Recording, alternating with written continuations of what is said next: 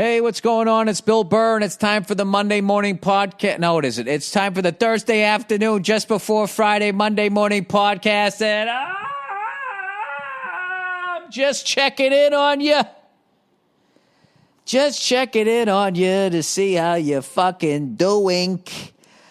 I had a great day today. I went out and I got a sandwich. With my lovely wife, we went out, we got a couple of sandwiches, and as I was sitting there across the street, there was a pharmacy. So you know how the ladies are. They're like, look at my man sitting there, he's enjoying a sandwich. I don't want that to happen. Maybe halfway through his sandwich, I could fucking send him across the street to pick up a couple of things at the fucking, the Rite Aid, whatever the fuck they have out here, right? Would you mind going across the street, get some paper towels, get some batteries? I was like, yeah, fuck it. Why not, right? So, I eat like a fucking animal anyways, right? I wolfed my sandwich down and I was just sitting there. That's probably what it was. She was just like, I don't want this fucking bald lunatic staring at me as I'm trying to enjoy my food. So she sent me across the street. So I go across the street, all right?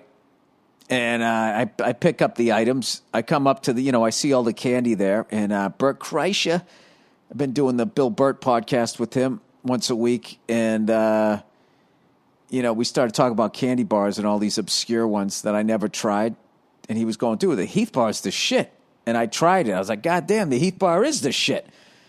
So I was like, I'm going to try a new one. I'm going to try another new one. So I saw a Payday. I'm like, all right, fuck it, I'll try this Payday, right? Who doesn't like a Payday, right? I already feel like a winner. I got a little bounce in my step. I got this fucking Payday, right? So I come walking out of the store, and there's this homeless guy there, and he goes, excuse me, sir, can you help me out with $20 to get a Visa gift card? And I was in a good mood. I was like, all right, this will be my good deed of the day. Fuck it, right? Take out a $20 bill, give it to the guy. And the guy, oh, God bless you, thank you, sir, blah, blah, blah, blah, and all this shit. I go, there he goes. Now he can go get his gift card and go fucking do whatever he wanted to do. And as I'm walking away, another person walked by, and I hear the same guy go, can you give me $20 to get a Visa gift card? And I so bad wanted to turn around and be like, I just gave you $20.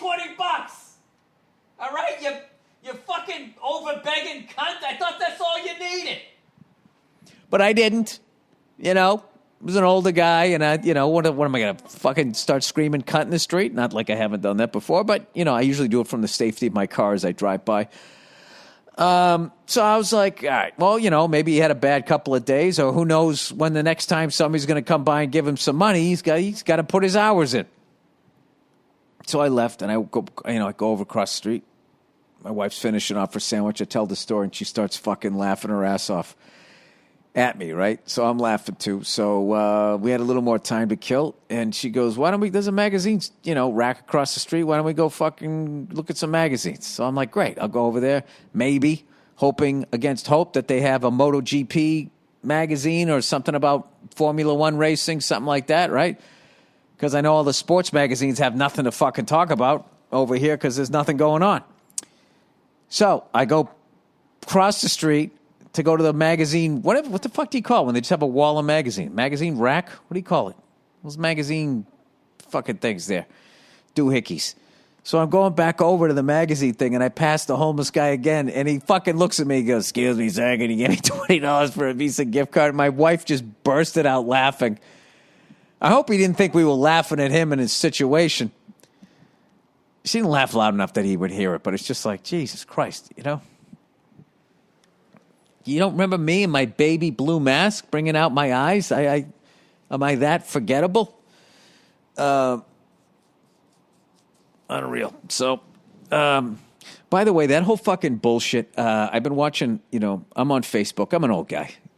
I'm at least 9 generations of social media behind everybody else. Everybody's moving on to TikTok. I'm still wrapping up Facebook. That's how far behind I am. They showed this.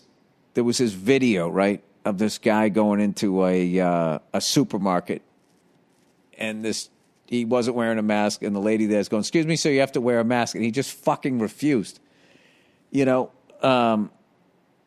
he looked like me when the TSA asked me to do something, right? Because there are people out there, they just don't like people telling them what the fuck to do. I am one of those people, right? Until people with lab coats start saying to do the shit, then I go, all right. That's just how I am. So anyways, he puts a mask on and has it under his chin, and the lady confronts him again, and he just he loses his shit like I've done a million fucking times. And then the security guard comes over saying he said he wasn't going to leave to the lady. Then the security guard came over. So then the guy fucking leaves. And so anyway, the video goes viral. And then this lefty presents it. Okay? And he's doing the commentating over it. And all he's doing is just shitting on this guy who's not wearing a fucking mask. Right? Which is what I've been doing, making fun of fucking people. And I just realized watching him do it, this isn't the way to get people to wear masks, because all they do is just dig it. First of all, he immediately assumed that the guy voted for Trump, and they was watching Fox News, and then he called him a coward when the security guy came over. It's like, what? If when the security guy came over, you wouldn't leave the fucking store? And I just kind of realized, watching that I've kind of been doing that if you want people to start wearing fucking masks, shitting all over them is not the way to do it. And I just kind of noticed. I was like, I think I kind of been, because I was sitting there going, look at this fucking asshole. If you want people to wear masks, don't call them cowards and all of that type of shit. This is why there's this giant divide and nobody's listening to the fucking doctors. So I actually, as much as people shit on Facebook, I actually learned something there. But I think at this point, the whole fucking wearing a mask, don't wear a mask, I just think is out the window. It's just become, and now people are mask shaming people, which I hate that whole shaming suffix. That's the new gate, like everything, Watergate then became Iran Gate, which became Spygate, Deflategate. Now it's shame. Everything's like shame. I think when you're an adult, doesn't it, if you're really an adult and you're a fully developed woman or man, I mean, like, intellectually, it takes more than somebody yelling at you to wear a mask to bring shame, doesn't it? It became fat shaming. All of that shit. Anyway, I don't know what the fuck I'm going with this. I just think that if we were all going to get on the same page on this thing, it needed to happen within 3 months, and now people just need to fucking go back to work. So I hope they wear masks when they do it. If not, but then I'm trying to be, maybe these people don't like their grandparents, or maybe you got an inheritance coming, so it's good for you to breathe on, like, hey, granddad, I've always liked you. Just get the guy all fucking sick, and next thing you know, you get his fortune, right? I don't fucking know. I don't give a shit anymore. I mean, I do, but I can't. So, and I've just been getting into, like, the vibe of the podcast, the way people are writing in now. It's like, oh, God, am I in this douchey area? Did I become that douche? I guess I did. I even retweeted these guys, these couple comics wrote a funny fucking sketch. Wrote this funny sketch saying that racist people and super people on the left, super, like, woke people are actually having a lot of the same arguments. And it was a really smart fucking comedy joke thing that I thought was really great. And I just wrote, perfect. This is fucking great, right? And just the amount of shit that I got, like this sketch was going to, like, change things. It was like, it's just a fucking joke. It's just a joke. I had black people saying, like, oh, so you think that fucking the woke movement is racist? It's like, no, you fucking morons. This is not making fun of people of color. It's making, as far as I understood it, it was making fun of woke white people. All right? Who are so fucking woke. I don't know. Do I really need to fucking explain it? Put it this way. One of the people that gave me shit about it was a white woman who literally wrote about the sketch, two white guys talking about race, enough said. And it's like, you are literally the person. And then you look at a profile, it says, like spiritual and philosophical conversations. That's who it's making fun of. This person here who's so fucking woke that she doesn't realize the irony of her judging those two people that she doesn't know based on their skin color and their sex is fucking hilarious. It's like that's who they're making fun of. So I don't get why it was so fucking misinterpreted. I don't know.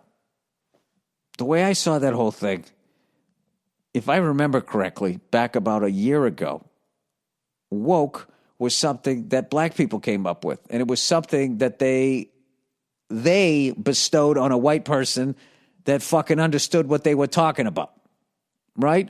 And then somewhere along the line, a certain group of lefty white people hijacked the word and then crowned themselves woke and started prancing around the fucking room and, I don't know, with yoga pants that said, woke on it or some shit. I thought that that's who the fuck they were. That's how I interpreted it. So I don't fucking know. Whatever. You know what? I'm just going to stay out of all of that shit. It's just, and not because I give a fuck that people are yelling at me, but my job is to make you laugh, and I'm supposed to be having a good time. And like, who would ever fucking thought that breaking people's balls about masks and a stupid fucking sketch? I don't know. My wife, we got into it the other night about, I don't even know what. Oh, I remember. I know we got into it about where, when I go to put my daughter to bed, if I go to put my daughter to bed, it's a 45-minute thing. All right? I'm reading like 9 books. We sing the bare necessities. She critiques my dancing like the bear and tells me all the part that I missed. And then when she goes to bed, then we have to watch the video, and then she shows me the stuff that I missed in the Disney video. And then she goes to bed. Then she tells me to tell her a story. Then she says, I want you to snuggle with me. And it just goes on and on and on and on forever. My wife puts her to bed, and the whole thing's over in about 3 minutes. So she's laughing, going, she has you wrapped around her finger. And so I was going like, well, just you wait. Okay, because you haven't had my experience yet.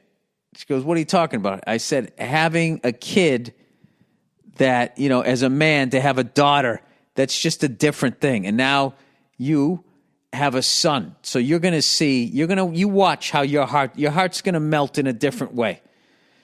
And I go, but he's not going to get you as bad because, little girls and women are just better at like manipulation is basically what I said. And that just fucking, that just fucking set it off. And she goes, I don't like that. I don't think I like the way you said that. I go, what are you talking? I'm just saying, it's how nature is. It's like guys were like fucking, trying to rip trees out of the ground. That's what we were good at. And, picking up heavy shit. And you guys, all right, well, I can't beat that guy up, so I got to do a mental game, which is actually a better game because, hitting people is fucking illegal. So, like, our strength is illegal. So that you're crushing the debate here. But she didn't take it that way and everything. And then I just fucking dug in like a fucking idiot. Once again, like I dug in with this mask shit and I got everybody yelling at me. I'm like, all right, now that I have my listeners yelling at me, what can I do in my home life to sustain this yelling at me, right? So it literally got to the point, I was just like, yeah, you've ever heard the expression, happy wife, happy life? And she's like, yeah. I go, why do you think that is? She goes, I don't know, maybe a guy wants to keep his woman like just dancing. She knows what the fuck I was saying. I go, why do you think that is? Why do you think that is? And it just kept escalating and escalating and escalating. And then she came up with, you know what? I think he's just been home too long. Oh. And then I just had to take a fucking walk after that. I've been dropping a lot of weight here, people. Just like, all right, you know what? And with that, I'm going to take a walk. I think you've been home too long. Oh, is that what you think? Am I like? Do you feel like you have company over when I'm home in my own fucking house? But she's also been cool as shit. It's the yin and the yang here of a relationship. She's also let me go back to taking fucking lessons flying again, which has been a great thing. We actually went out and me and my amazing instructor that I have we went out and we were doing auto rotations where you just simulate an engine failure. And he's teaching me how to do that thing where if you're right over the spot where you want to land, basically, how to bleed off all your airspeed while keeping your RPMs out of the red, having that, the nauseating sound of the low RPM horn coming on. And what's amazing is, and I felt this too before I started flying helicopters, where people used to just think if the engine quit, you just fell out of the fucking sky, right? And then The Rock made a movie where he was nice enough to say, we have to auto-rotate. So then people learned about that. But I don't think people understand the level of control, if you know how to do one, the things that you can do. I mean, you can literally, there's 180 autos. There's you're like a fucking hummingbird. You can basically do, I mean, you're obviously with what I fly, you're dropping like a fucking stone. So it's not like you can make it to certain places like a plane can, which is fucking amazing. I'm not shitting on fucking airplanes either before I get that shit. I'm just saying, like, this shit, I'm going to get down. I'm going to just start flying a couple times a week, and that's all I'm doing is I'm just going to be able to fucking, wherever I want to put it, within reason, I'm going to get that fucking down. And then I'm going to get back to my trying to get my instrument rating. And I've taken 2 lessons since I came back, and they were just, first of all, I miss flying so much, but just the information that I got, and then how quickly I improved because my teacher is the shit. I'm really looking forward to that. So my wife has been cool enough to do that shit. So, and basically also know that you're hearing my side of all of these arguments with my wife.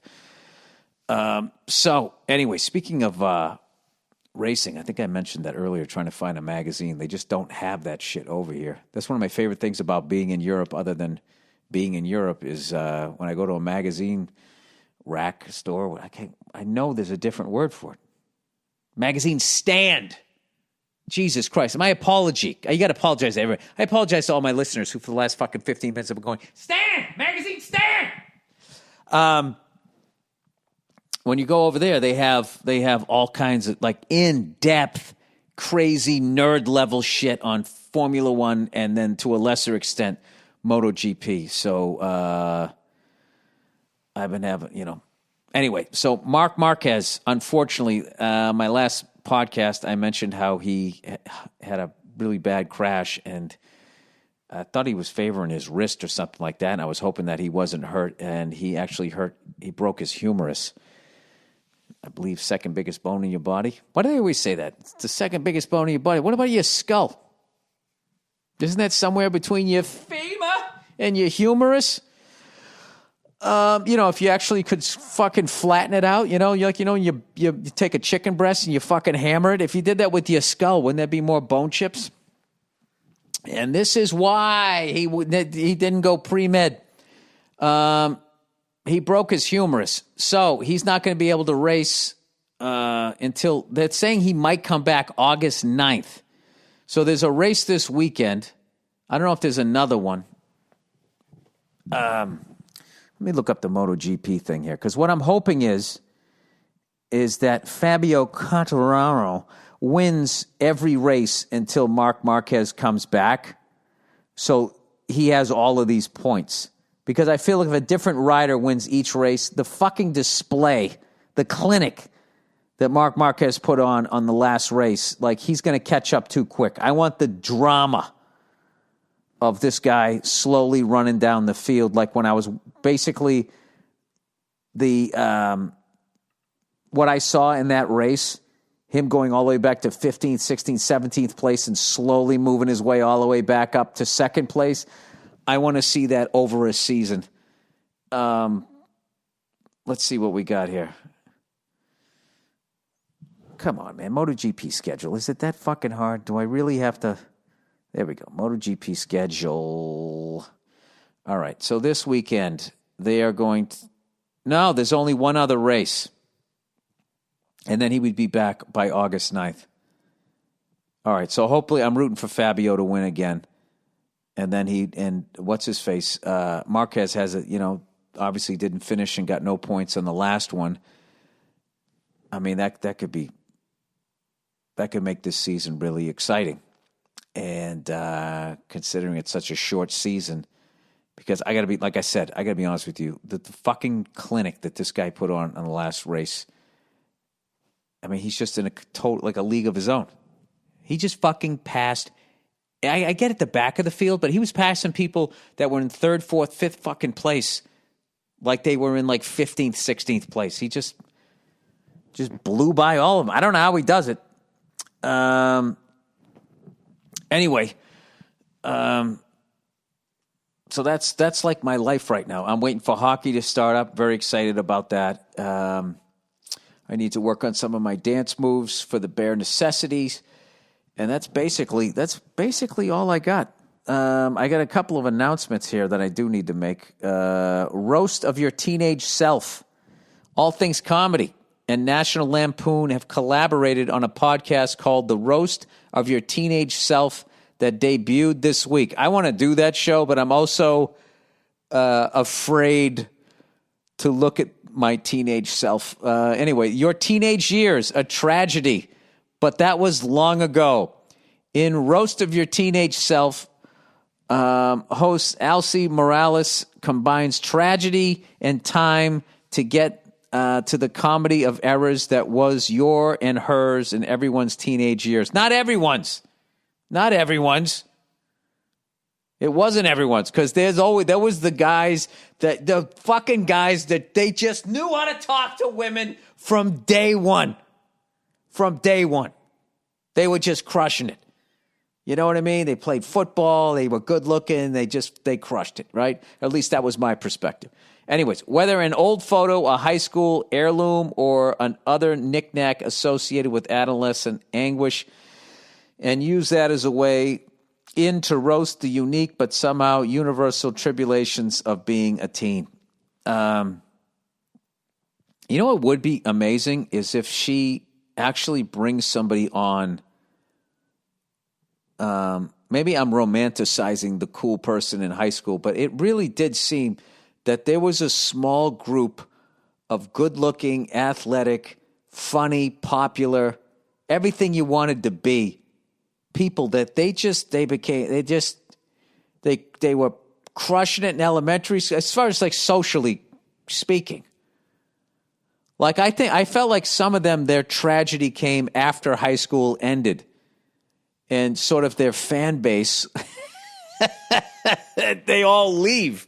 Everybody goes to a different school, and then it's like, fuck, man, I was the man in high school. It's almost like you're like a child star, and this sitcom gets canceled after your senior year. Then you have to go and reestablish yourself. But I have a good feeling that most of them, as much as the nerds would like to think that they peaked in high school, I think most of them, at least in my grade, they all seem like they did great. Like, I've only been to one of my high school reunions, but I've run into a bunch of people that I went to high school with over the years. You know, they've moved all around the country and they've come out. It's always great to see. I had a great class of people, and everyone not only seems to be doing great, they all have really interesting jobs too. So I don't know. I feel like that's sort of a trope, that someone who was like the high school quarterback who crushed it, that then they don't do well in life. It's like, why wouldn't they? You know, they have this magnetism. They're gifted. Why wouldn't that continue? I think a lot of like writers out in Hollywood always write it that, you know, like if you really look at all those coming of age movies from the 80s, there's always like this fucking nerd, right? And then there's the fucking cool jock who's dating the fucking cheerleader, and he just treats her like shit. And then somehow the fucking nerd does something heroic. She fucking breaks up with him to go out with this fucking nerd. Like that would ever happen, right? Like she would risk her fucking status. Like at that age, you're just too immature, right? You're not. Your fucking status is everything to you. And I got to be honest with you, in my high school career, I really didn't see the jocks like with if they were dating a cheerleader, treating them like shit. Like that guy didn't exist. I feel like that was the nerd, then went to Hollywood, wrote the fucking script how they wished it happened. Because they were looking at the jock thinking that he was a dick. He wasn't a dick. He could just catch a ball and you couldn't. And you didn't have the emotional maturity to deal with that. I'm going to get shit now for punching down. Really, Bill? You're going to shit on the nerd in the coming of age move? Yeah, I am. Fuck him. All right? I mean, I would hate to see a high school now. They probably let that fucking nerd be quarterback of the team just so he doesn't feel bad about himself.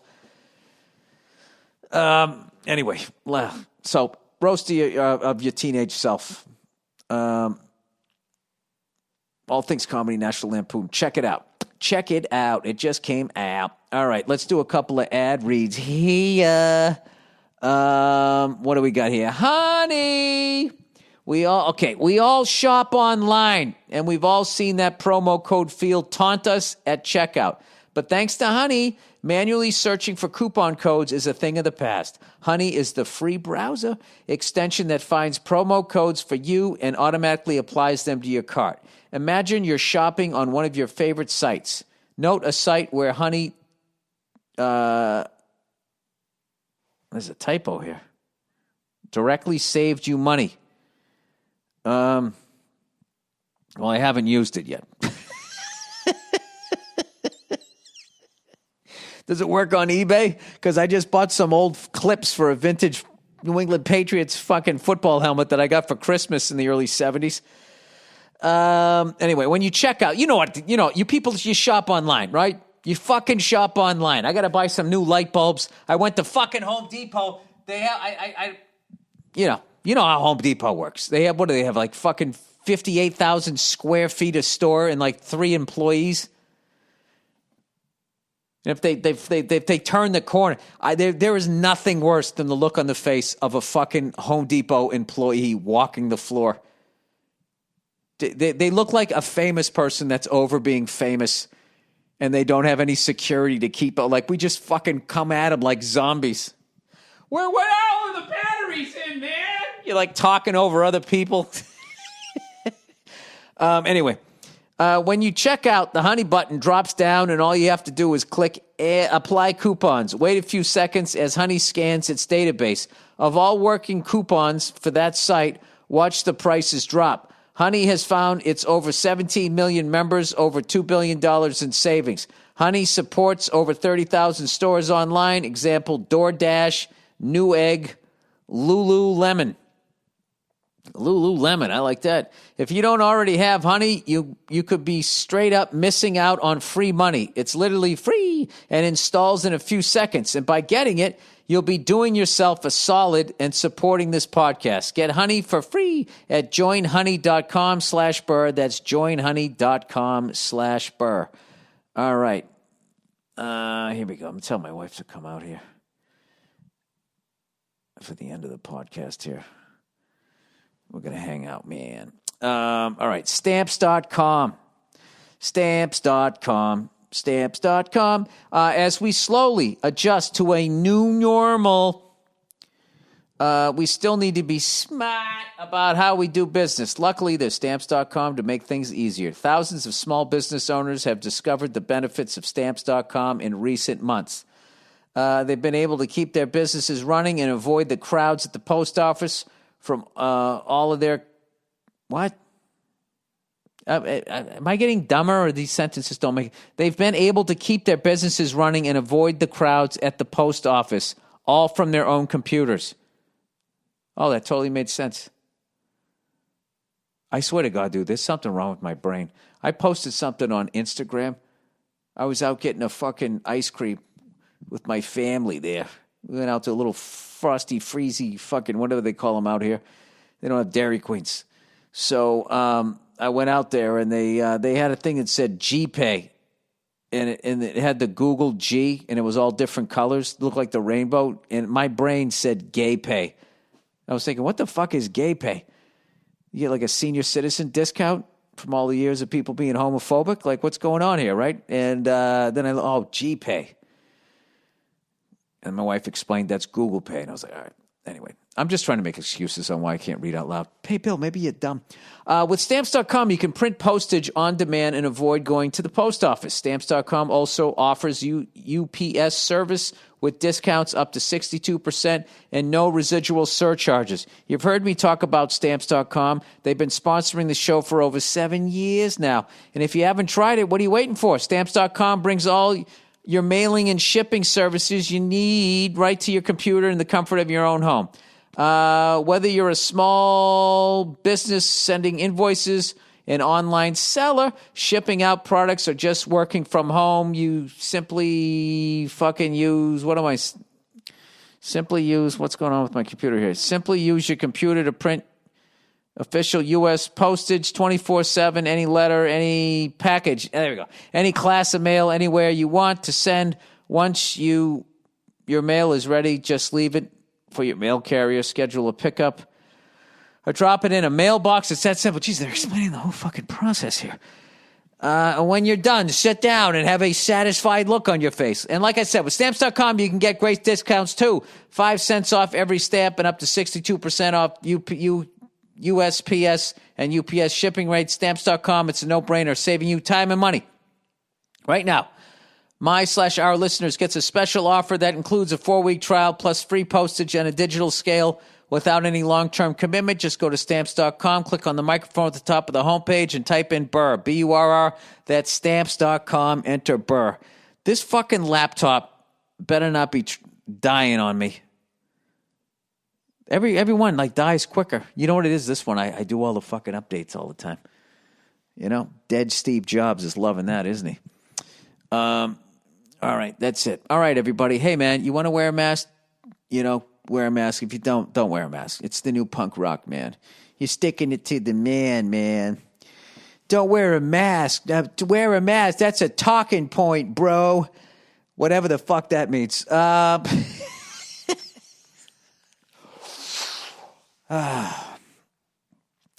Can we just fucking reopen everything? Why don't we just do that? Just reopen everything. I'm going out of my fucking mind, people. I have to go back to work. Okay? Working is all I know how to do. Other than that, I'm just arguing with my wife. I'm talking to myself. I'm going out of my fucking mind here. Can we just reopen the thing? I don't give a shit. Okay? Enough of the population doesn't give a shit. So fuck it. Let's, I mean, come on. That has to make as much sense as the stuff you're thinking, right? If you think I'm losing it, I am. I am losing it. I need to go on a fucking stage. Dean Del Rey posted this fucking picture of the lineup at the Comedy Store on March 12th, the last time he did a set. And I was just like, oh my God, that seems like another lifetime ago. So, I don't know. I'm going to do one of these outdoor gigs, man. I think I'm going to do one. I'm going to go to a fucking CVS parking lot, man, in case anybody in the crowd gets sick or some shit and starts coughing. We can all run in there and go buy some shit. Right? Is that what we do? I don't know. I mean, I'm so fucking bored. I'm trying candy bars that I've never wanted to ever try. I guess now I'm looking for an O. Henry bar. That's the bar I remember from way back in the day. Look at me just babbling. Like this podcast is over and I'm so fucking bored and lonely from not fucking performing. O. Henry Candy Bar. Let's see if they still exist. O. Henry Candy is a candy bar. It still exists. Fucking unbelievable. That's like one of those procedural shows where you just stop watching it because you just can't watch it anymore. You're recognizing guest stars playing different criminals. Like, didn't they already arrest that guy for fucking flashing his dick in the park? What's he doing now? He's got a Ponzi scheme. Well, how long did he go in jail for the other thing? He's got like a different fucking name. You just tap out, and then like a decade goes by, and all of a sudden you just flipping through the channels. You You see all the life is gone, left like the fucking actor's eyes. They've been on a one-camera fucking shooting a never-ending movie for the last fucking 15 years of their lives. I don't even remember what my point was. I think that's a good place to end. All right, that's it. Old Billy down the middle. I'm going to go right down the middle again. You wear half a mask, right? You have it over your mouth, but you breathe out of your fucking nose, you dope. Those people are worse than the people that don't wear masks. You don't wear a mask, I get it. You don't believe it. God bless you. What the fuck do I know? But to actually put the mask on and then just have it under your nose, you know what I think about those people? I look at them like they're quitters. You know what I mean? Like they can't finish a fucking workout. They're too fucking fat. You know what I mean? Or they just got fucking horrific breath and they finally realized it. I have no idea. All right, I'm babbling. I'm like this comic that's trying to end on a laugh and just doesn't have the fucking joke, and he's just going to keep going. He's just going to keep going. All right, enjoy the music. Enjoy this throwback Thursday afternoon just before Friday, Monday morning podcast from a couple of years ago, and a little bit of music, always picked by the wonderful Andrew Themelis. All right, I'll see you. Hey, what's going on? It's Bill Burr, and it's the Monday Morning Podcast for Monday, July 23rd, 2012. Here's my little Sesame Street moment. Today's show is brought to you by Audible. Please visit audiblepodcast.com/Bill for your free audiobook download. You like that? Wasn't that just like Sesame Street?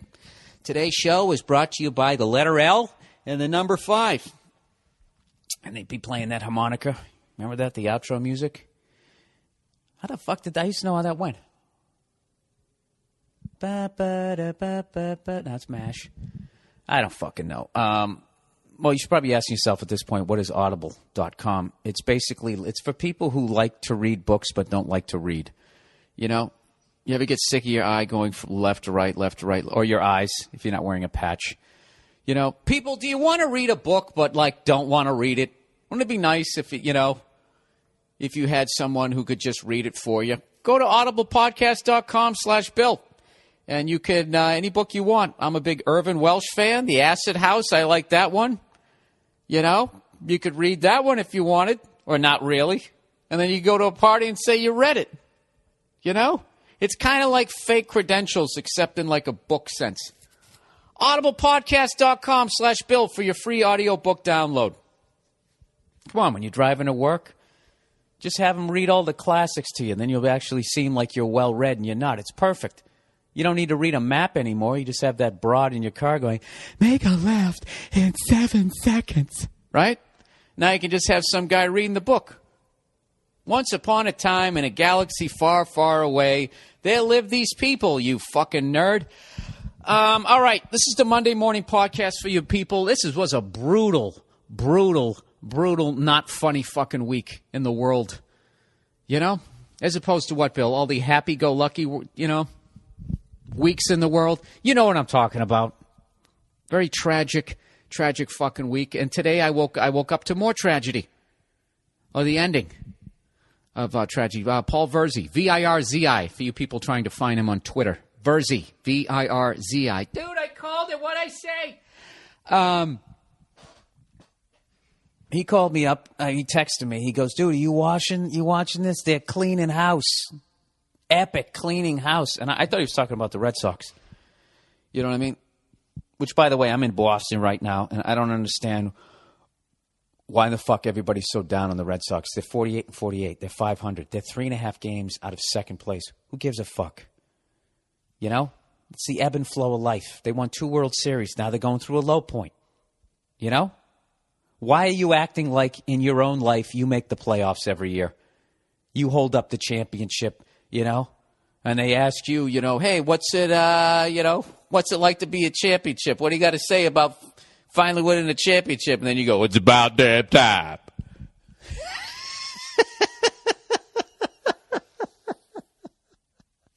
That might have been the worst just winning a championship quote ever. LeBron James. LeBron, King James, you finally won. It's about damn time.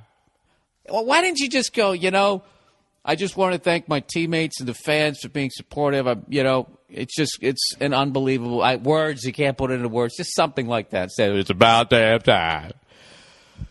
I don't know. His stupid fucking agent's probably going to try to trademark that and just start having him say that in every stupid commercial. You know, advertising toasters, Toast Pops up. It's about damn time. LeBron, you know, when you're saying it's about damn time, it seems like you're saying that the toaster takes too long to toast the bread. You know, okay, no, I'm not saying that he has. Oh, I wasn't aware I couldn't talk to him. I'm sorry. Who are you? White guy in a suit? Okay, all right. Okay, well, we'll fix it in the editing. Oh, Jesus.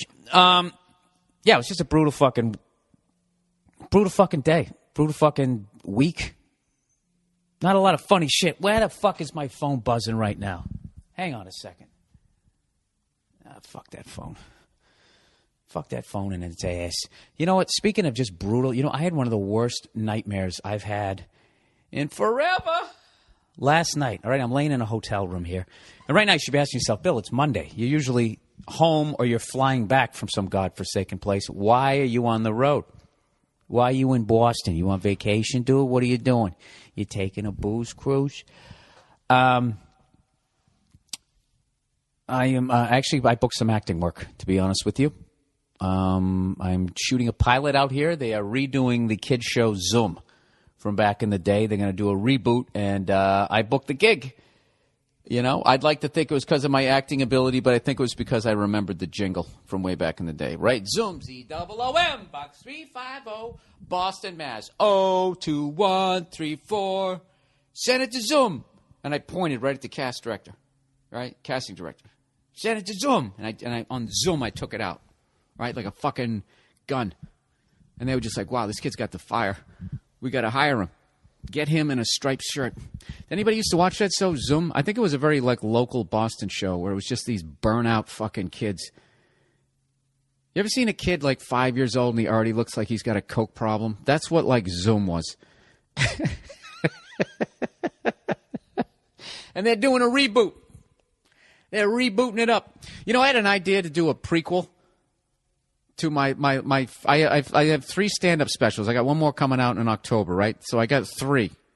You know, so that would be my Star Wars, Empire Strikes Back, and fucking Return of the Jedi.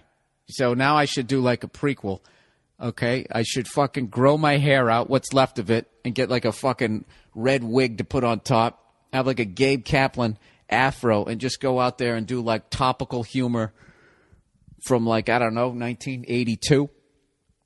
You know, go out there, well, doing some bad Ronald Reagan impression. And I figured, you know what, that'd be funny for about 20 seconds. Then what do you do for the other fucking 59 minutes, 40 seconds? And there goes that thing. You know what, I should just do a trailer.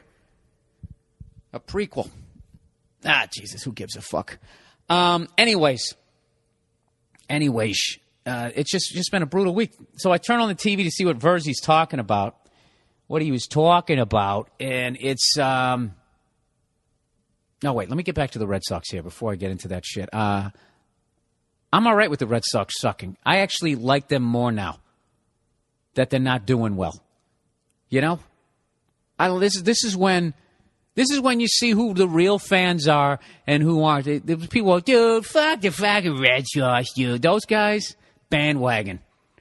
You bought your first hat after Game 7 of 2004. Oh, maybe Game 5. You know? You fucking break with your green monster tickets, you cunt. Sit down in the bleachers like the rest of us. Those fucking awful blue seats. I remember I used to go to games, right? There'd be nobody fucking there. Just baseball fans before ESPN ruined it.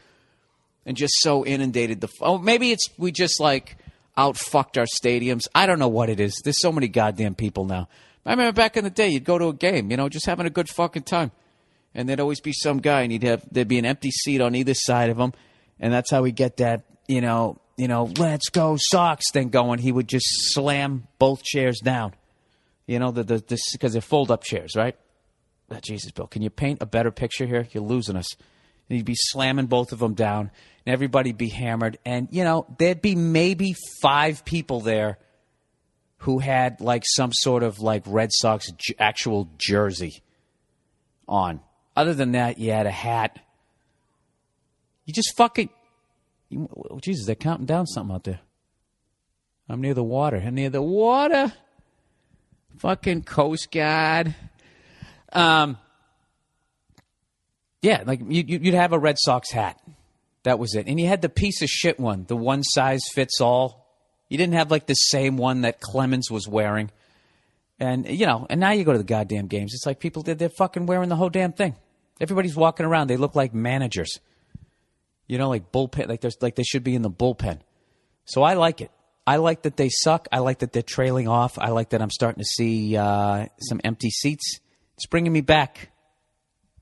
If they could just stop singing that fucking song during the seventh inning stretch, and if they could just get rid of that stupid fucking mascot. All right? I understand why you're doing it for a marketing reason. I totally get that. To try to get kids hooked into the game. Why don't you, I got into the game, I went to the game, and I enjoyed fucking watching the game. That's it. I went there, and I was sold the second I walked in there. I didn't need some big fucking Muppet coming up to me in some creepy way, but it's like, you cut its tongue out so it can't talk to me. I fucking hate that about mascots. I hate how they won't talk to you when you go, hey, what's up, man? And then they do that real fucking hyper nod. It's like, I know there's a guy in there, you idiot. There's no fucking kids around. You can't give me, hey, man, what's going on? It's fucking hot as fucking here. All right, man. Oh, here comes some kids. I got to shut up. Can't do that. I mean, how much are they really paying you a game? All right, so anyways, Verzi was talking about Penn State, like all those sanctions against Penn State, dude. It's fucking brutal. Like I don't think that the punishment is in the right area. I don't get it. Why are you punishing the players and the fans? You're acting like they look why do the wins don't count from 1998 to 2011? Why don't those games count? He won those fucking games. You know what I mean? That would be like if fucking, I don't know, if Mark Sanchez gets arrested for drinking and driving, right? Does his, if they beat the Dolphins the week before, does it not count? What the fuck does drinking and driving have to do with whether, you beat the Dolphins or not? I don't get that. Like, so now all these players that played for Penn State who now sit around, probably get together every couple of years for a reunion. Hey, remember that time we played Clemson? Sitting there with a cigar and scarred up knees, and they want to tell war story. Oh, yeah, that doesn't count anymore. Why? Because somebody fucked a kid. I didn't. You didn't. Nobody played the game, did? Nobody did. You act like it happened during the game and they played the game around the crime. I mean, it's a fucking horrible crime, but I think what they're trying to do is just erase Joe Paterno's name off of any all-time list. They don't want his name up there. You know what I mean? And I don't know. I just don't think it's I don't think that that's right. I think that those victories should count. He fucking won those games. That doesn't make any sense. What the fuck is going out there on outside? You know what? Right out the window, they got a couple of Coast Guard things. It's probably some fucking idiots went out on a goddamn dinghy. Every year some stupid fucking kids do that, right? And they have the stupid memorial. Little Stevie Sharippa and Mike Merkenwitz. They always got to do that shit and just have some sort of like, whenever there's a tragedy, you got to have some sort of like metaphor. Water is, it's the liquid of life. When Stevie Sharippa and Mike Merkowitz went out on their dinghy, they didn't realize that life nectar could also be, I've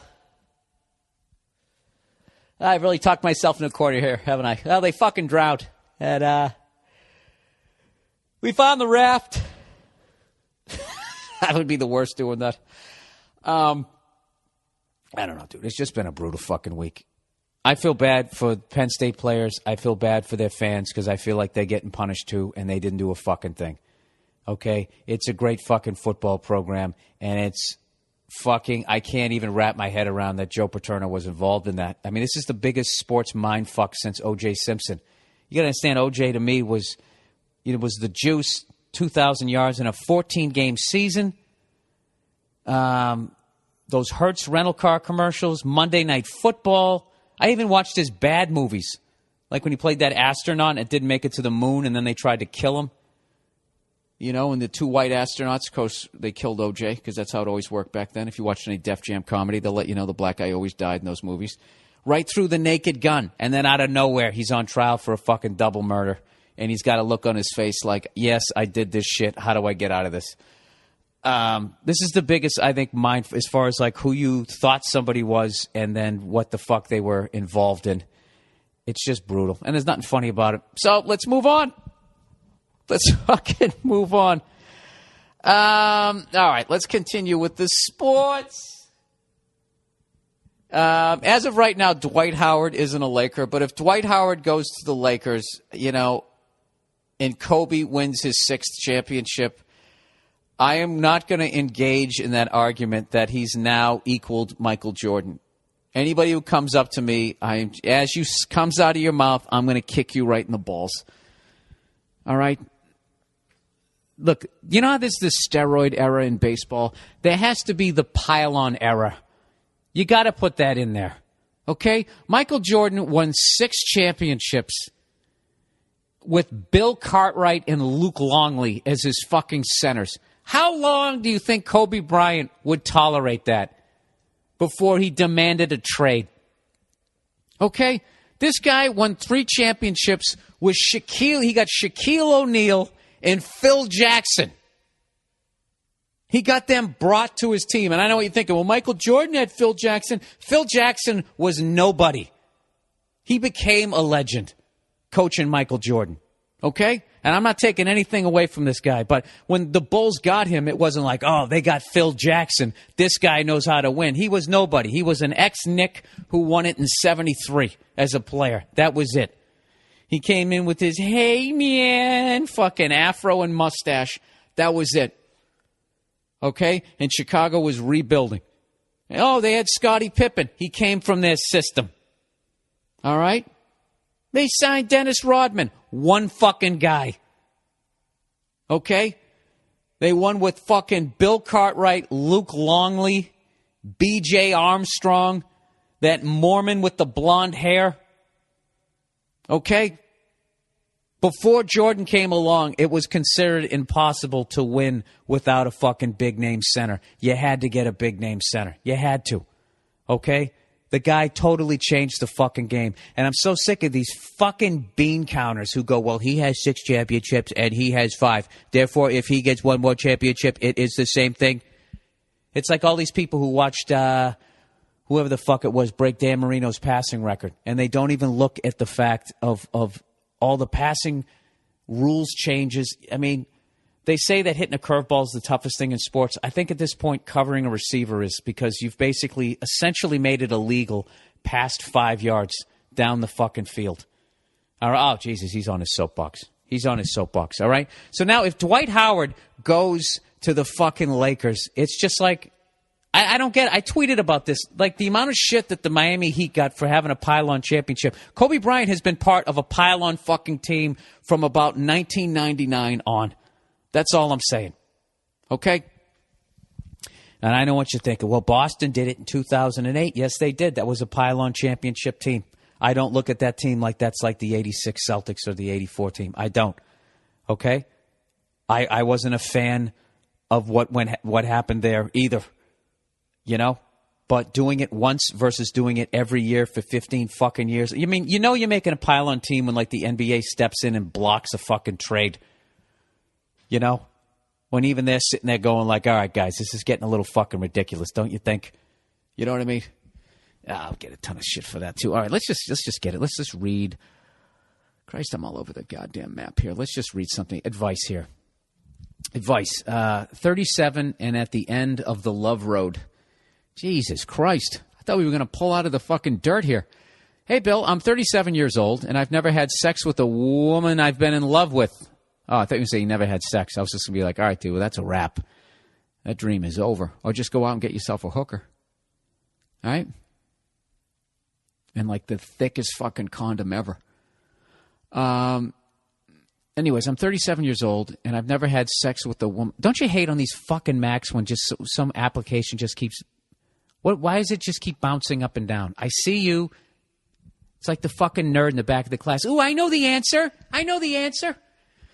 I'm 37 years old, and I've never had sex with a woman I've been in love with or liked strongly. I've fallen in love with many beautiful young women over my long run, but my deduction is that I become a total social retard with those chemicals when those chemicals are coursing through me. If I chase a girl, she's turned off. When I'm indifferent, I do all right. That basically means you're coming on too strong, dude. It's like a burner. Turn down the gas a little.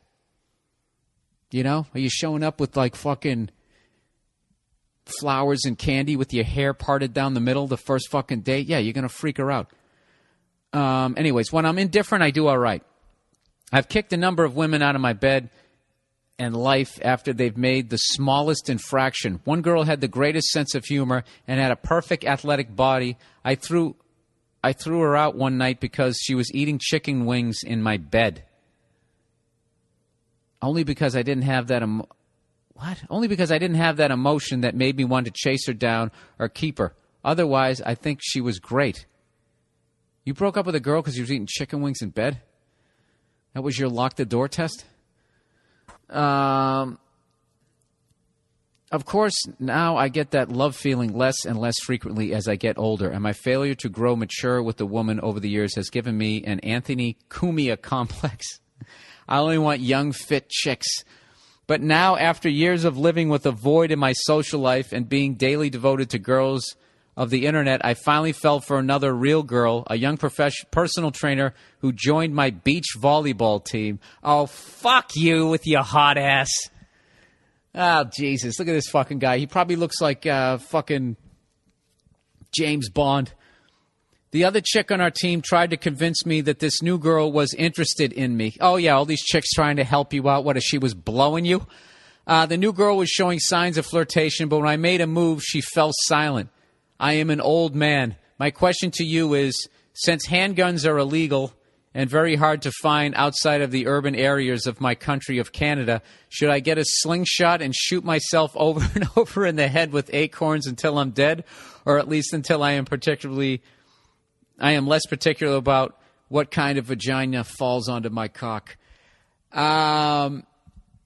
Yeah, dude, you got to make a pick here. You're 37 years old. You're drafting in the later rounds. You're still trying to pick up a blue chip. It ain't there. I don't know what to tell you. You can take a risk on one, but I think, I think you got to look at the douchey qualities of yourself and realize that they're putting up with you and whatever the fuck it is that you do. You're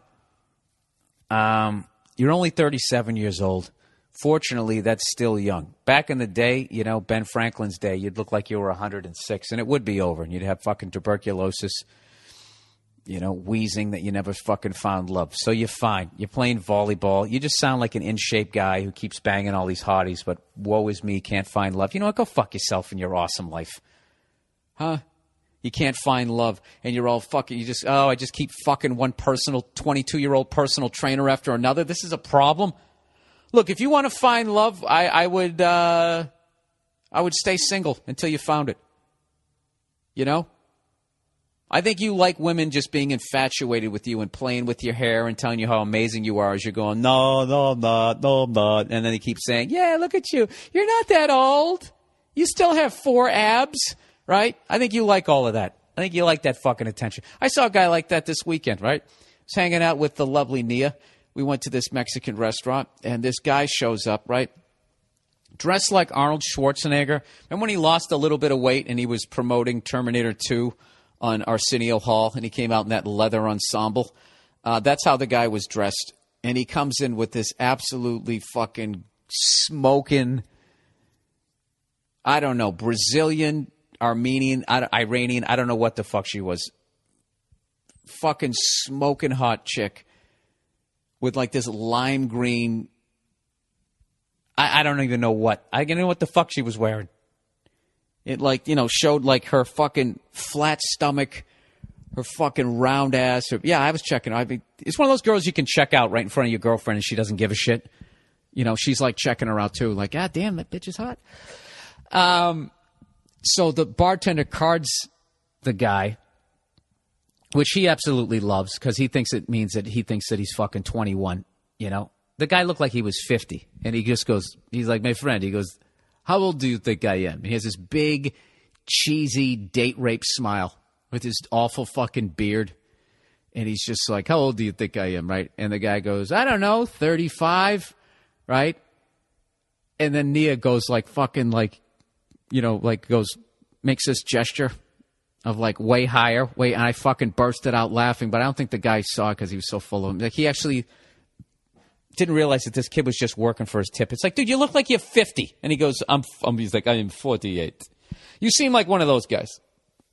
Like you're out there hooking up with them. So I would say stop being such a self-involved douchebag and realize that you have faults yourself. Get over yourself. All right? You're actually starting to because you're starting to slip into those, I'm not, you know, you're in your David Hasselhoff years. Who's kidding who?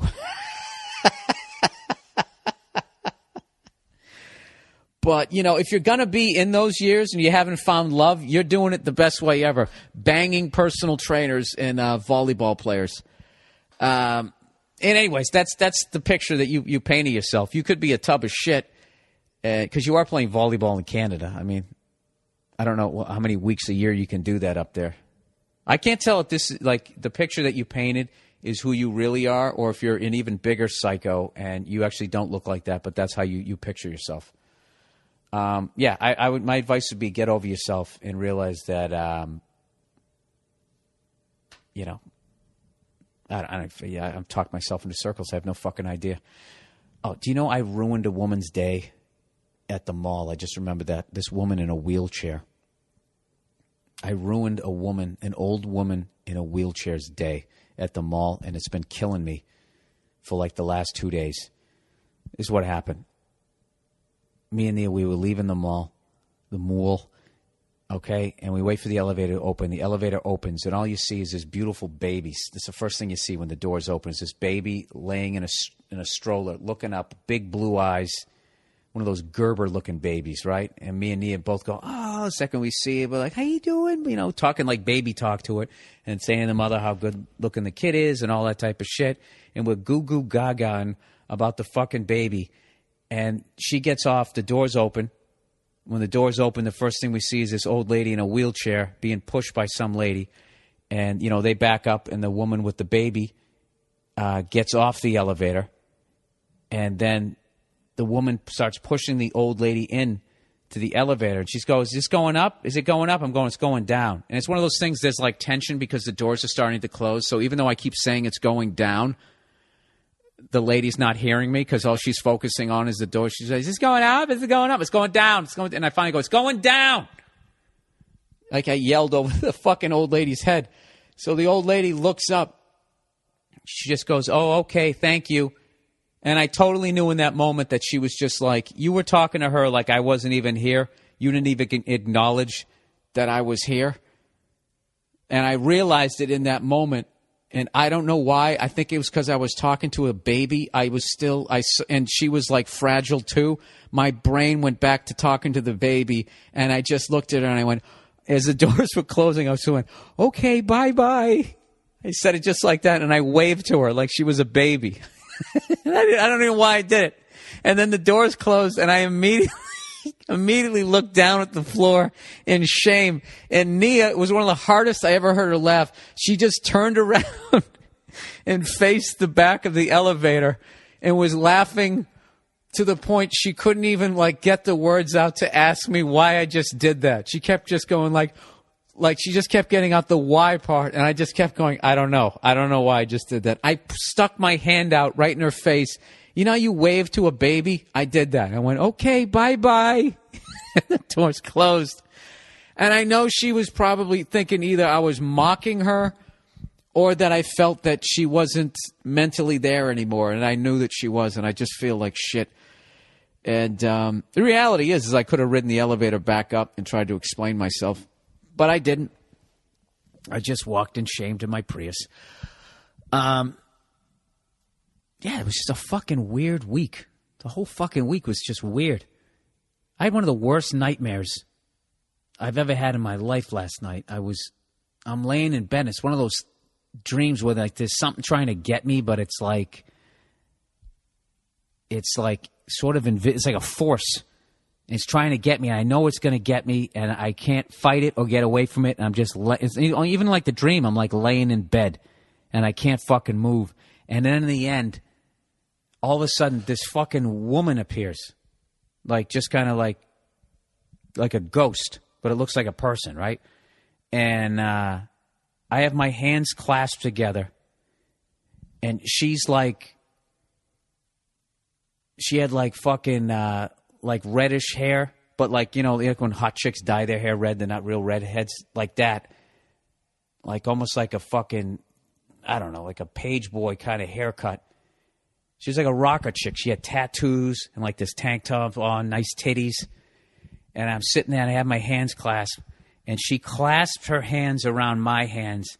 And she looked me right in the eye and goes, "You're going to kill yourself one day." And then she just disappeared. And it fucking freaked me out. Obviously. She goes, "You're going to kill yourself one day." With this look on her face like either she knew or she definitely knew, and that she had killed herself and I was going to join her wherever the fuck she is in the afterlife.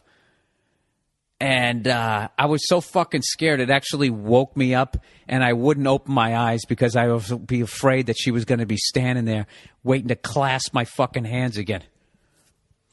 How freaky is that? Now, let me ask you this, because, you know, I think about killing myself, but I do it in a very mainstream fucking way. Like, you know, okay, bye-bye. When the door's closed, I wanted to kill myself. I wanted the elevator to land on me, but I don't really want to kill myself. So what the fuck does that dream mean? Anybody? What's the deal with wanting to kill yourself? And I don't believe in ghosts either. I think the reason why I had that dream was because last night I turned out all the lights, and I got a little freaked out because my room is right near the water. And there was this really weird reflection, and I had some weird shadows and stuff. So what I always do when I get freaked out like that is, this is the stupidest thing ever, is I give the finger to the shadow. That's what I do. It's something I learned when I was a kid. Because if it is a monster, it's not going to put up with that, right? It's immediately going to come over and do something to me. So if I give it the finger and it doesn't do anything, that when I was a kid, it just let me know that it wasn't a monster or that it was a fucking pussy. And it didn't have it in it, you know?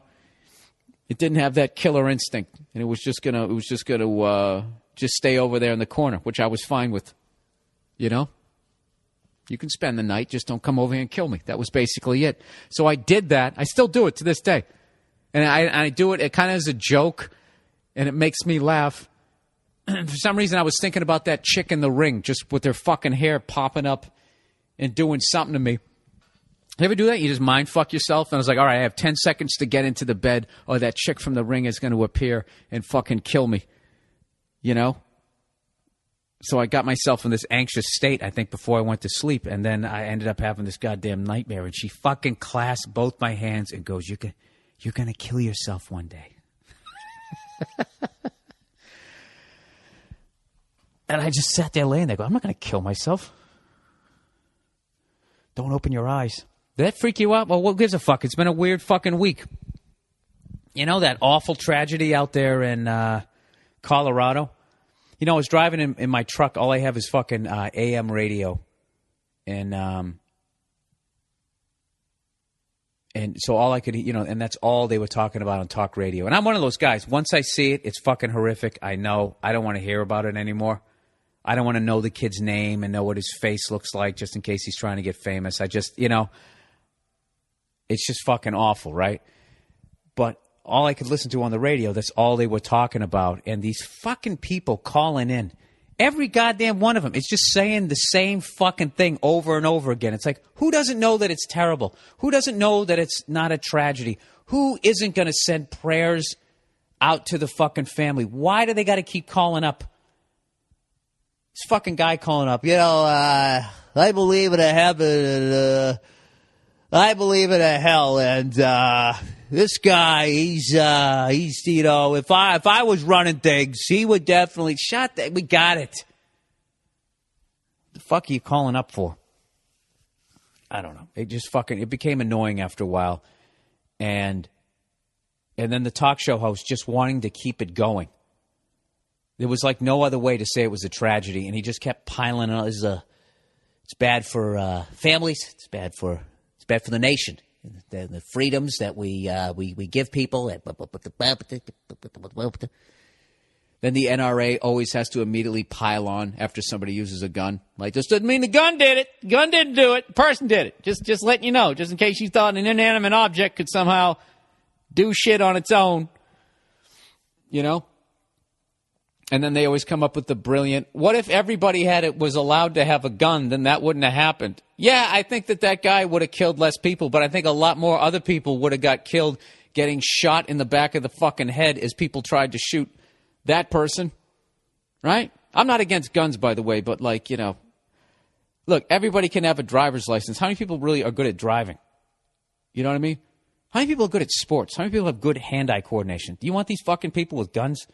And all of a sudden somebody starts squeezing off some rounds, and those motherfuckers are between you and the guy shooting at you, and you're not organized at all. You know, when like 10 cops go in and storm a house, they know where the fuck they're at for a reason, so they don't shoot each other in the back.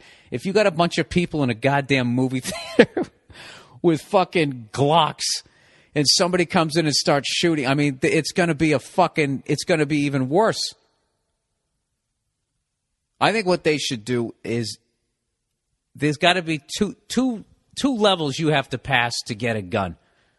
Okay? Aside from not being a psycho, when you get a gun, you should then have to become a fucking marksman. All right? And if you're not a marksman, then it affects the caliber of gun that you get. This actually makes a lot of sense. All right? It's like taking the driver's test. You can't go there blind as a bat and they just give you a fucking goddamn car. Like, dude, go fuck yourself. Go down to Pearl Vision and get your game together. They should do the same thing with guns. Okay, I want to get a gun license. Well, God bless America. You can have one. Go over there to the gun range and go shoot at that silhouette over there, right? You know, if you only hit it once, you get a BB gun. Or maybe one of those little toy guns that shoots the plastic things. You could still put somebody's eye out, though, with it, you know? But if you actually go down there and you're a fucking goddamn maniac, right? Psycho fucking, you know, just everything's a headshot or center mass, then you get the Glock. Right? Does that make sense? And you just have a safe word. Just something the guy yells with shit like that, and everybody hits the fucking deck, and this guy gets up and just puts two right in the fucking psycho's head, and it's over. As opposed to just letting everybody just start fucking shooting. Would that make sense? Oh, if everybody just thought the way I did, the world would be just as fucked up. All right.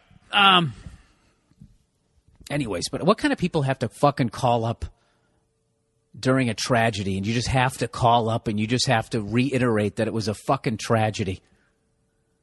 You have to call up and say that I think this guy's going to hell. Like, who doesn't think that? You know? Fucking idiots. Watching this fucking politician stammering through, you know, family is the wealth. Yes, we got it. It's fucking horrible. Just get on with punishing this guy. Go hang that guy by his fucking toes. They won't.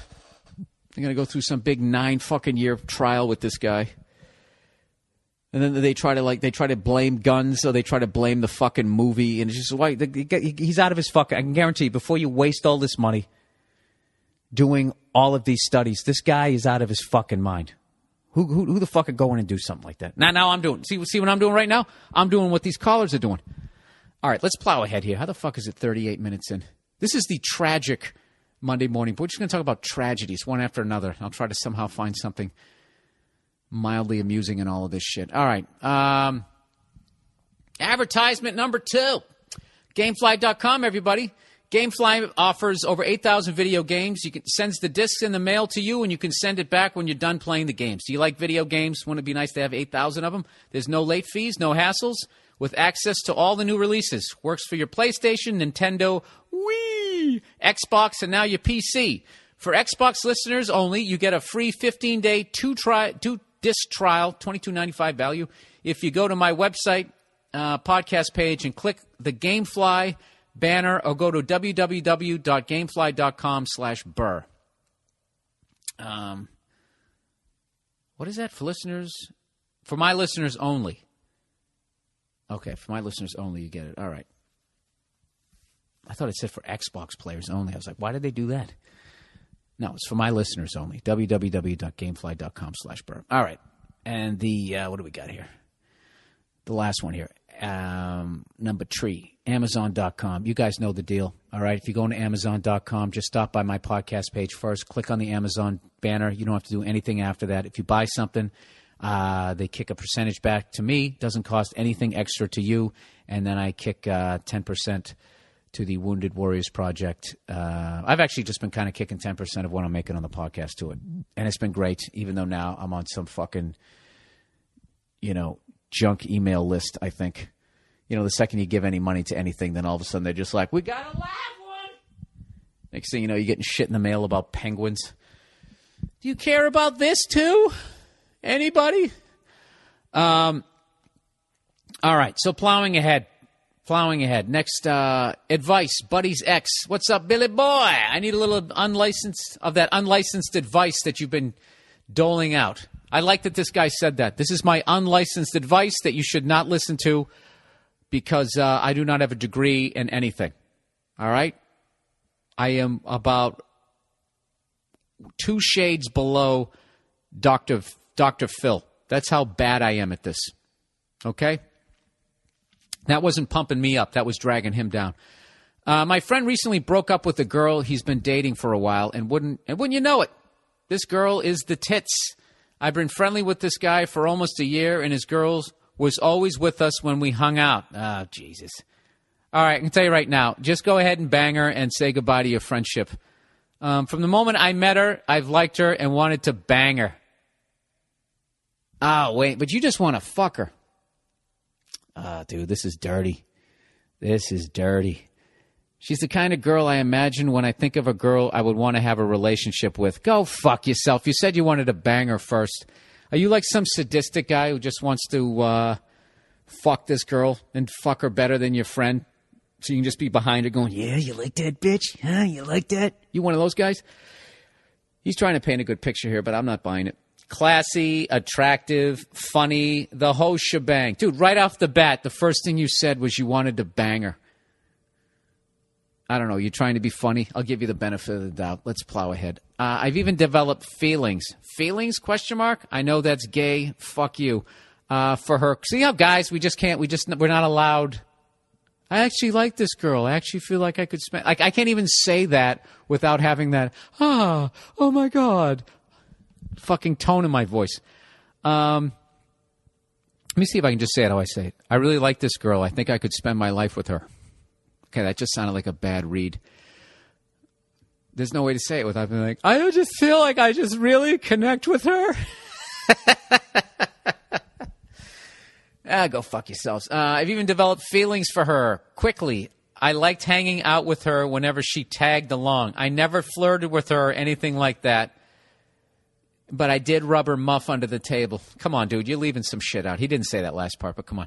But we did get along pretty well. I would and still do think about her all the time. Some real grade school crush type shit. Now they've broken up and she's single and ready, presumably, to do some revenge banging. Yeah, dude, you're a piece of shit, but God bless you. She was hot enough, I'd probably do it. Nah, I wouldn't. My younger days, I would. I wouldn't. Maybe I would. I don't know. I'm not going to judge you. Anyways, see where I'm going with this? Yeah, I saw where you were going with it from the second I started reading it. Anyway, unlike most guys, I don't want to just bang this broad. I want to be with her, do the whole boyfriend thing. But I know doing so would break one of the most important rules of male friendship. Never fuck your friend's girl. However, the power of pussy has me thinking that's crazy and that's the best thing for me to do. However, the power of pussy has me thinking that's crazy and that the best thing for me to do is wait 4 to 6 months until things settle down and see if she feels the same way that I do. I'm not sure if she will, but I'm willing to try and find out despite the ramifications. What do I do, Bill? Should I go after this awesome girl, risking my friendship, or do I go bros before hoes, forget her, and wait for the next whore du jour? Or am I just batshit crazy? Jesus, dude. Like, I can't figure you out. You're sitting here talking like you're goo-goo gaga, and then you're also just saying like you just kind of want to bang her. All right, this is what I'm going to tell you. Okay? Rather than just telling you it, I'm going to tell you that this is what I'm going to tell you before telling you that, thus eating up more time in this horrific podcast. This is the sad thing about getting older. Okay? When your friends get older and they get married and they have kids, you barely see them anymore. It sucks. Okay? And if they married some fucking douchebag who, you know, and they just gave their balls away in the relationship, you're never going to see them again. But if they actually have a cool wife who lets them go out and hang out with the fellas, you're still only going to see each other once in a while. You got to raise kids. So in the long run, if you feel like this girl might be the one, you got to do it. You're going to regret it for the rest of your life. But if this is just some sadistic shit where you just wanted to bang her because she was around, you know, and you saw it, like, it's just like, dude, I got to tell you, if you bang that girl and afterwards you're not feeling anything, dude, it's like now she's got something on you. And if she's a psycho and if they had a bad breakup, you can better fucking believe. That's chicks' ways of getting back at guys. Like, they'll go out and fuck their friends. You want just like hell hath no fury, as they say, like a woman scorned. And if it's a bad breakup, like women, they want to throw all your shit out in the front lawn, light it on fire. Okay, and that's not enough to fucking go after your material things. Okay, that's what they want to do. They want to leave you with, and they want to go out and go bang all your fucking friends, and then let you know about it. So then you lose all your friends, you lose your entire wardrobe, you're standing there like a flood victim, just tearing up as it starts to rain as you stand on the fucking front porch of some dilapidated fucking 3-family house. That's how they want to leave you. They're fucking nuts. Some of them. Okay? So, you know the deal, dude. You're stepping in shit. You're looking at a field, you know it's a minefield, and you want to walk across it anyways because there's a woman at the other side of it, which this is a classic Shakespearean tale about ready to unfold. So, and I can say that having never read Shakespeare. I tried to read it. It's more complicated than the Bible. I don't know, dude. You have to, you got to figure out where the fuck you're at with this shit. All right?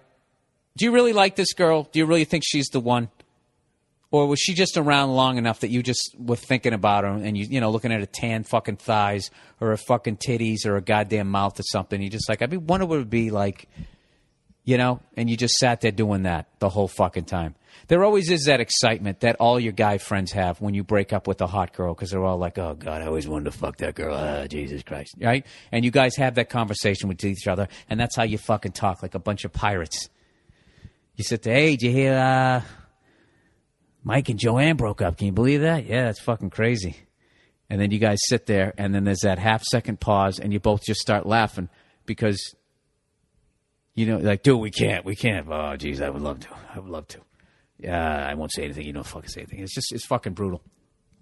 It's brutal. And then the guy's all insecure because this is the bottom line is if, you know, that's why you don't bring your girl around. You don't bring your girl around because you do it enough, your guy friends are going to want to fuck her. You know, and then she kind of gets to know them. And then, did you already do that stupid fucking phone call when you call, hey, you know, just calling up just to say I'm sorry. You guys broke up. I thought you guys looked great together. Blah, blah, blah, blah, blah. And try to catch her in that weak fucking moment. Did you do that? You predator. We all have. That is a shitstorm, sir. There's no way out of that. And there's no way you're going to wait 6 to 8 months, because if the girl's hot enough, in 6 to 8 months, she's already going to have somebody else. And if you come back around again, it's going to be like her going backwards. So, there. See what I did? I just lit a candle under your ass to go fucking do it. Who gives a shit? Let me know how it works out. Advice. Friend's girlfriend is a bitch. Haven't I already given advice over this thing? I've given this advice a zillion fucking times. I'm a high school senior, and in 3 weeks, me and my friends are going backpacking through Australia for a month and a half. We've been planning this trip since middle school, and I have saved for the past 5 years because I am paying for my share of the trip myself. We're both psyched to graduate from high school and for this trip. Dude, I hope you have the most... The only way I would backpack through Australia is if they made thigh-high hooker fucking snake boots. They got like some of the deadliest snakes on the planet. They got that taipan, or whatever the fuck it is. They got don't they got black mambas out there? Those ones you get bit, like in the second it registered the pain of getting bit, you like collapse. Yeah, fuck all that. All right, dude, we'll have fun with that. This sounds like one of those trips where somebody ends up dying, and then somebody goes on trial for possibly murdering the other person, and then they get off, but there's always that wonderment of what really happened. Whenever Americans go to Australia, somebody dies. Remember that guy who was on the honeymoon and he went scuba diving, and his wife got eaten by a shark? You remember that one? Or something weird, or they went deep sea fucking snorkeling. I'm going to tell you right now, if you're a fucking woman, and if you're a lady, and you're going on a honeymoon, if it involves fucking scuba diving, so any sort of going out to the ocean, that's it. It's over. Call off the wedding. All right? Call it off. Nothing good comes from that. He's either going to get drunk and fall overboard, or he's going to shut the air valve off. Don't go on a cruise. And if you do not go up on deck unless there's plenty of witnesses around. Fuck that moonlight kissing. Fuck all that. That's when you go off the back of the boat. She wanted to reach down and touch the water. Oh, I don't know what happened. No body, no nothing. Oh, fuck that. Hey, Billiam, I'm a high school... All right, so anyways, they're going to Australia. My friend and I have known each other since we were 3, and our families are very close. He's like a brother to me, and we've often confided in each other and asked each other for relationship advice. However, recently my friend has started dating this girl who has put a huge rift in our relationship. Congratulations. He's met his first psycho. You guys are only high school age. I don't think this is going to be that big a deal. The girl my friend is dating is a total whore. She's ignorant and jealous and generally has an unattractive personality. They've only been dating for 2 months, but she feels like she owns him. She found out that my friend and I were going on this trip and has been rude to me ever since. Yeah, she's insecure. She's young. And she's fucking a lot of guys. It started with just snipping remarks, elevated over time. Blah, blah, blah. But this is just going to be the usual shit. The other night, we were all at a party. She got hammered. She came up to me, started shoving me, and told me that my ghetto pussy wasn't going to seduce her boyfriend. What? This comment probably had something to do with the fact that I'm black and her boyfriend is white. Though I was seeing red, I tried not to sucker punch that bitch in the face. Yeah, dude, don't ever do that.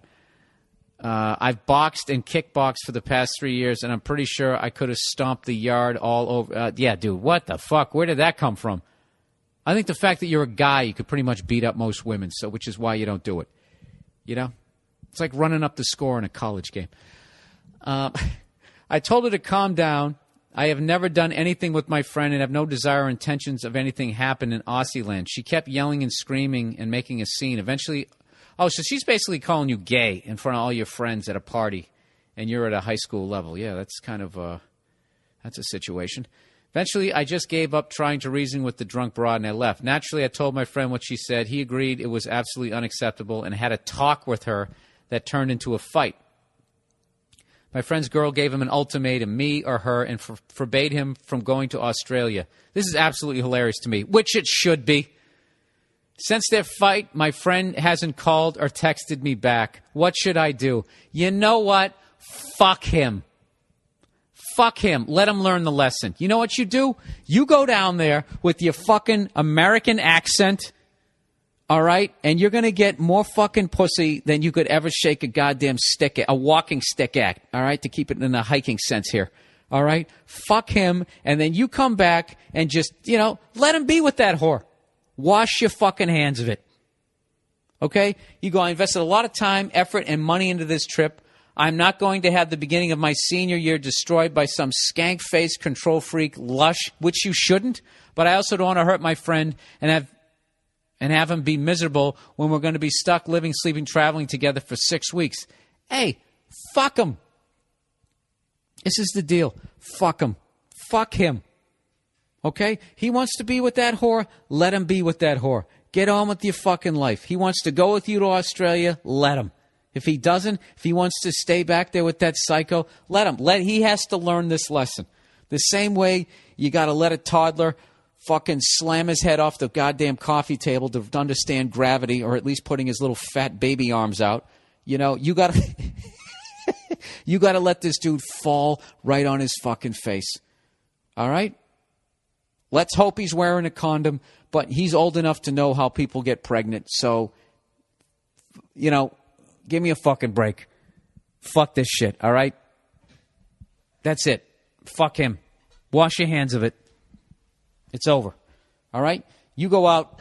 You enjoy your senior year. You go to Australia. He comes. He doesn't. You don't give a fuck, all right? That's on him. He wants to sit there and invest all his life in some stupid, drunk, skank-faced, control freak, lush, as you call her. Let him. What the fuck do you care, okay? She fucking embarrassed you. I mean, you don't do that. You don't do that. I remember one time I was dating this fucking girl, and she was so fucking rude to one of my friends.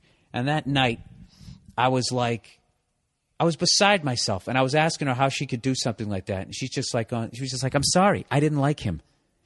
And that was the first time I was just like, is that the most arrogant fucking thing ever? And I'm not going to lie to you. It took me another week or two. But from that second on, I just fucking pulled back, and I was just like, you know what, go fuck yourself. Because, that's the life you're going to have. You're going to have all your friends are going to be gone. So fuck her. All right? Did I say it enough time? Yeah, fuck her. Dilemma. All right, number one. At their physical peak, would you rather box Laila Ali or Will Smith? Will Smith. There's no winning with Laila Ali. I either lose to a chick or beat one up. That was easy. I'll fight Will Smith. Worst I can do is lose to an actor. But he used to rap. But he was mainstream rap, right? What was the ones that he had? What the fuck? What was that? I know people always talk about that Summertime one. I don't even remember how that one went. I was too busy listening to metal. What the fuck did he have back then? Parents just don't understand. That's when mainstream white people were finally discovering rap. That's what we did. Parents just don't understand. Can't touch this.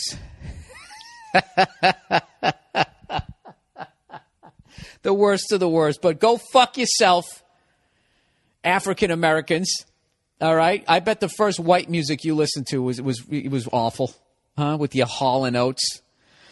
Anyways, if you were a parent of a boy and a girl, would you rather see your son on To Catch a Predator, Jesus, being nationally exposed as a pedophile, or be driving down the street and see your daughter out on the corner whoring herself out as a prostitute?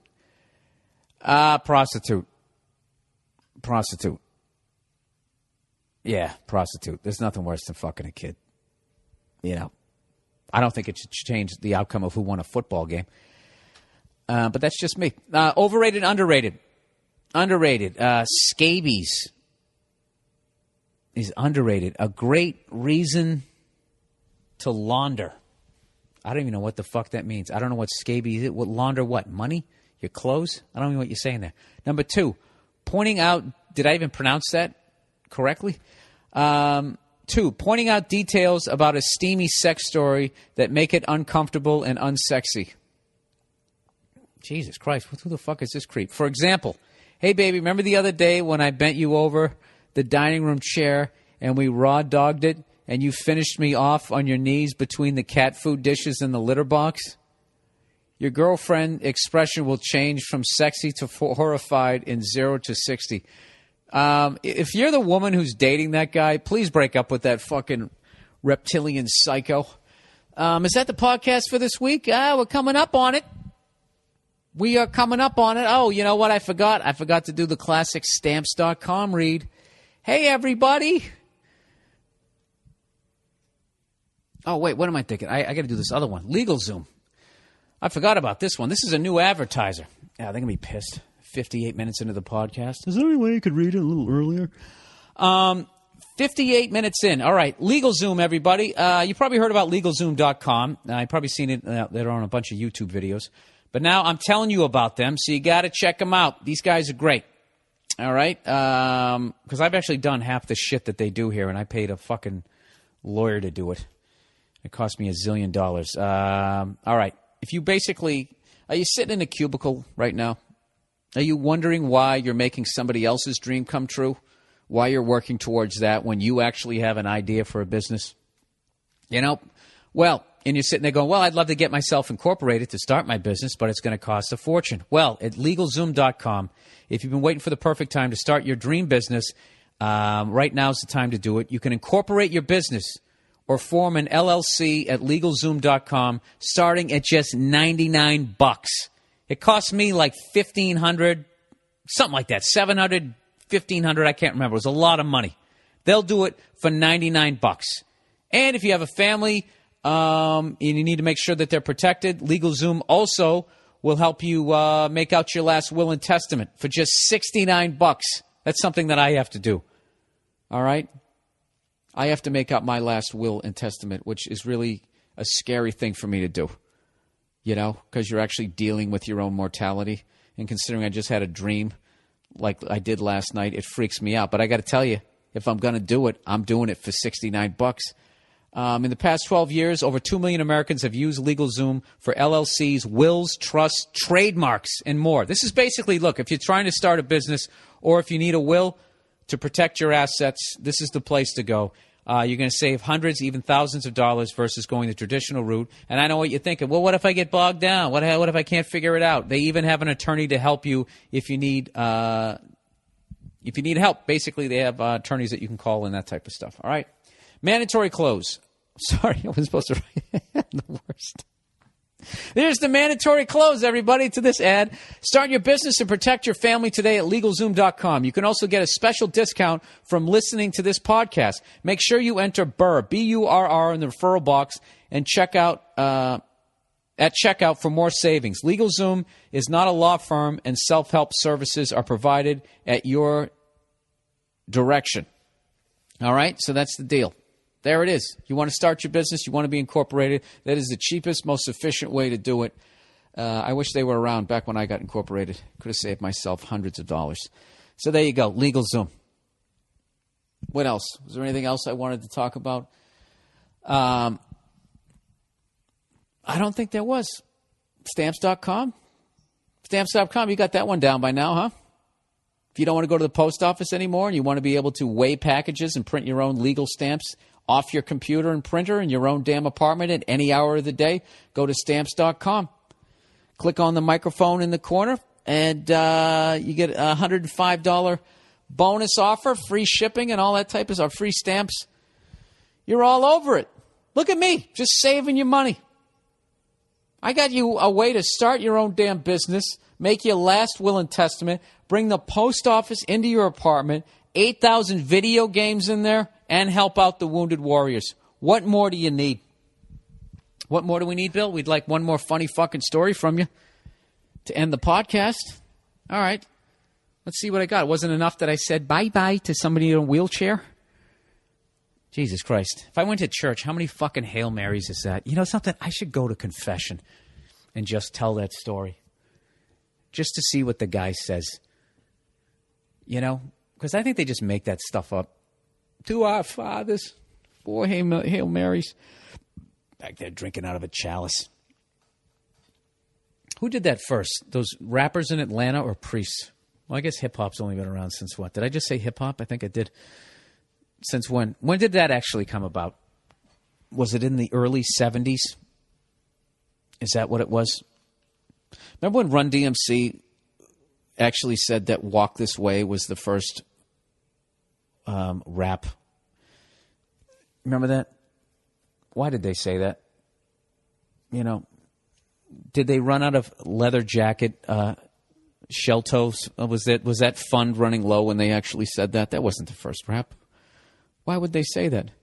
Did black people get mad at them when they said that shit? Nah, who gives a fuck? You know what, people? I don't think I have anything left. I was actually hoping that the Red Sox were going to be in town tonight because I wanted to head down there, even though I'm not drinking. I really want to drink. I ain't going to lie to you, people. I really want to drink. I do. I haven't drank in like a couple of weeks. Drying myself out, you know, while I get through the kids show that I'm going to be doing here. You got to be knowing at this point that I'm not doing a fucking kids show, as I'm sitting here talking about pedophiles saying bye-bye to somebody in a wheelchair and saying that Joe Paterno's wins should still count.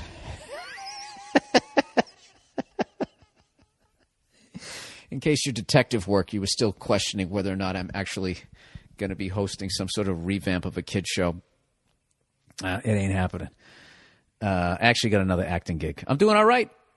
I'm doing all right on the old acting gigs things. This is perfect. It's the exact fucking reason why I moved out to L.A. I just wanted to start getting some parts and some shit, you know? That's all I wanted to do. I don't need to be a star. I just want to be in them. Just let me shoot a gun, get shot, just something.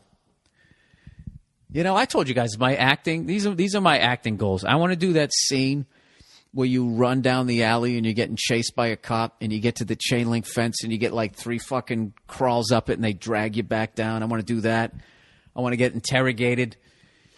I want to get shot. I want to get blown away. I want to get killed by a monster. At some point, I want to be getting eaten or something and just be going, no! That's all I want to do. All right? I don't want to do Gorillas in the Mist.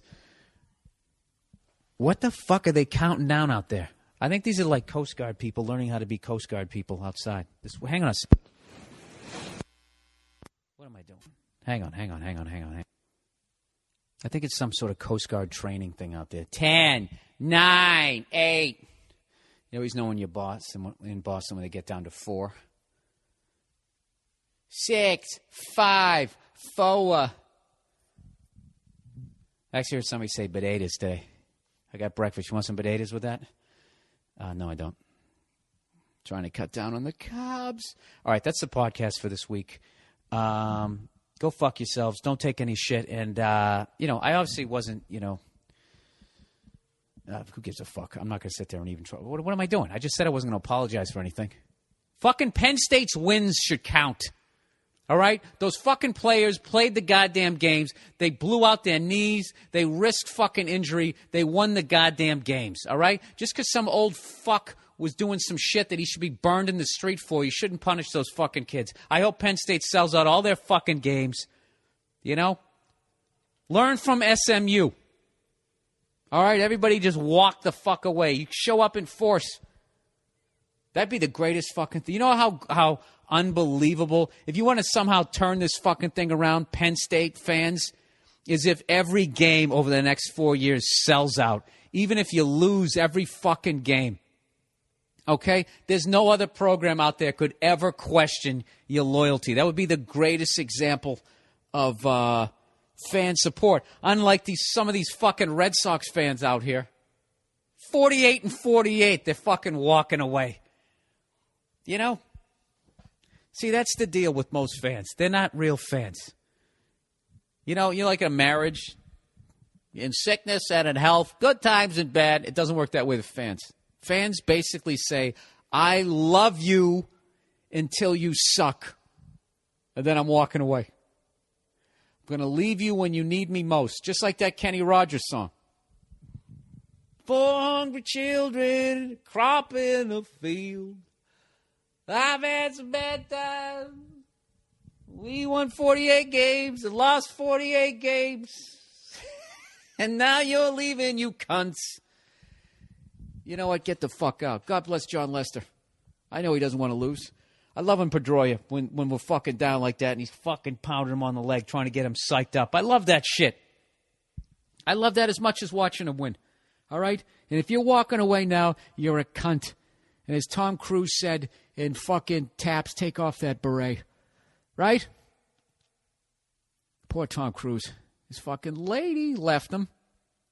I like how everybody comes down on Scientology. You know what I mean? What's the fucking problem with it? Until they have a Inquisition. I really don't think they're anywhere as bad as my fucking religion. You know what I mean? We had 58 Sandusky's running around doing that shit. Was the Catholic Church not allowed to go to a bowl game? Did they take away some of Jesus' miracles? They didn't.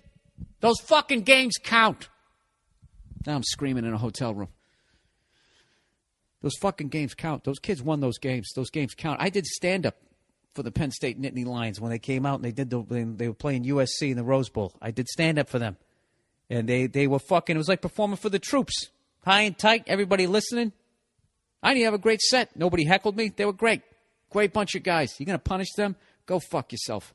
All right? This is what I say. If you take away Penn State's victories, then you have to take away Jesus' miracles. Jesus' miracles didn't count if Penn State's victories don't count. That's what I'm saying. That's my statement. I'm sticking to it. Go fuck yourselves. I'll talk to you next week.